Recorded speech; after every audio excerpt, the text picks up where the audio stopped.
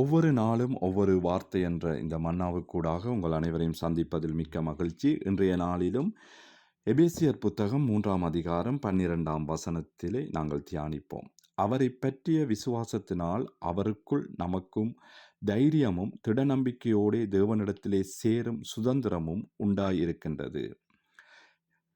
எனவே தேவன் இந்த இடத்திலே அவருடைய வார்த்தையின் மூலம் எங்களுக்கு அங்கே சொல்லக்கூடிய காரியம் என்னவென்றால், அவரை பற்றிய விசுவாசத்தினாலே எங்களுக்குள்ளே நாங்கள் அவருக்குள்ள தைரியமும் திடநம்பிக்கையோடும் அங்கே தேவனோடு நாங்கள் சுதந்திரமாக இருப்பதற்காக எங்களுக்கு உண்டாயிருக்கிறது என்ற அந்த வார்த்தை அங்கே குறிப்பிடப்படுவதை நாங்கள் காணக்கூடியதாக இருக்கிறது. இந்த வார்த்தையானது இயேசு கிறிஸ்துவின் மூலம் நமக்கு கிடைத்திருக்கிற ஒரு மிகப்பெரிய சுதந்திரத்தை நெருக்கத்தையும் அங்கே நினைவூட்டுவதாக இருக்கின்றது. எனவே நாங்கள் தேவனோடு செல்ல வேண்டிய பிள்ளைகளாக இருக்கின்றோம். எங்களுடைய மனித பாவத்தினால் தேவனோடு எங்களுக்கு சேர முடியாத சூழ்நிலையிலும் அங்கே இயேசு கிறிஸ்து எங்களுக்காக மரித்து எங்கள் பாவங்களை அவர் அங்கே சுமந்து அதற்கான அந்த தடைகளை அகற்றி அங்கே கிறிஸ்துவின் மூலம் நாங்கள் பெற்றுக்கொண்ட அந்த இரட்சிப்பு கூடாக அந்த தடை எங்களுக்கு இல்லாமல் போகின்றது.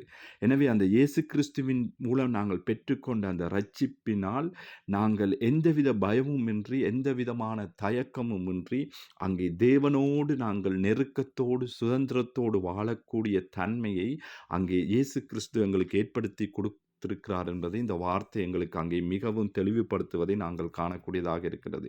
எனவே நான் தேவனோடு அங்கே முன்னிலையிலே நிற்பதற்கு நான் ஒரு குற்ற உணர்வோடோ பயப்படவோ வேண்டிய அவசியமில்லை. ஏனென்றால் தேவனுடைய இரட்சிப்பை பெற்ற அவரை நான் விசுவாசித்து அவருக்கு முன்பாக நான் தைரியமாக போய் நிற்கலாம். என்னுடைய பாவங்களை தேவன் மன்னித்தார். என்னுடைய பாவத்திலிருந்து தேவன் என்னை விலக்கி எடுத்தார். எனவே அவரோடு நான் ஒன்றிணைந்து நிற்கலாம் என்ற தைரியத்தோடு போய் நிற்கக்கூடிய தருணத்தை அங்கே கர்த்தர் எங்களுக்கு கொடுத்திருக்கிறார். எனவே நாங்கள் ஆராதிக்கும் பொழுது கூட எங்களுடைய சத்தத்தை எங்களுடைய ஜெபங்களை தேவன் கேட்கிறார் என்ற அந்த நம்பிக்கையோடு நாங்கள் ஜெபிப்பதற்கு கர்த்தர் எங்களுக்கு தைரியத்தை கொடுத்திருக்கிறார். எனவே இந்த நாளை நாங்கள் தொடங்கும் பொழுது கூட தேவனுடைய பாதத்திலே வைத்து நாங்கள் தொடங்கும் பொழுது உறுதியாக நாங்களுடைய நம்பிக்கை வருகிறது. இந்த நாள் முழுவதும் கர்த்தர் என்னோடு கூட வருவார், என்னை வழி நடத்துவார். ஏனென்றால் அவருடைய பிள்ளையாக நான் இருப்பேனாக இருந்தால், அவருடைய இரட்சிப்பை உண்மையாக நான் அனுபவிக்கிறவனாக இருந்தால், அவருடைய இரட்சிப்பு கூடாக நான் உண்மையாக நடக்கிற பிள்ளையாக இருந்தால், இந்த நாள் முழுவதும் கர்த்தர் என்னை வழி நடத்துவார் என்ற நான் தைரியத்தோடு நான் நடக்கக்கூடியவனாக இருப்பேன். எனவே தேவன் எங்களுக்கு பாவத்திலிருந்து விடுதலை கொடுத்திருக்கிறார். பாவத்திலிருந்து எங்களை விடுதலை பெற வைத்திருக்கிறார். எனவே அந்த பாவத்தை நாங்கள் விட்டு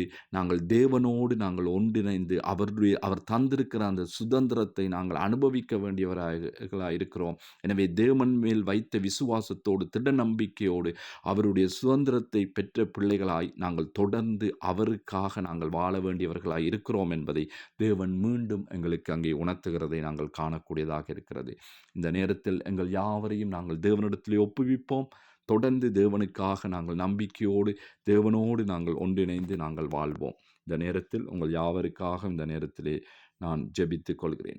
கர்த்தாவே, உம்மை நோக்கி திட நம்பிக்கையோடு நாங்கள் இருக்கவும், திட நம்பிக்கையோடு நாங்கள் எங்களுடைய வாழ்க்கைகளை கொண்டு செல்ல நீர் கிருபை செய்ய வேண்டும் என்று ஜெபிக்கிறேன். அப்பா, உம்மோடு பேசுகிற சுதந்திரத்தை எங்களுக்கு கொடுத்திருக்கிறீர். அந்த விசுவாசத்துக்காக நாங்கள் நன்றி செலுத்துகிறோம்.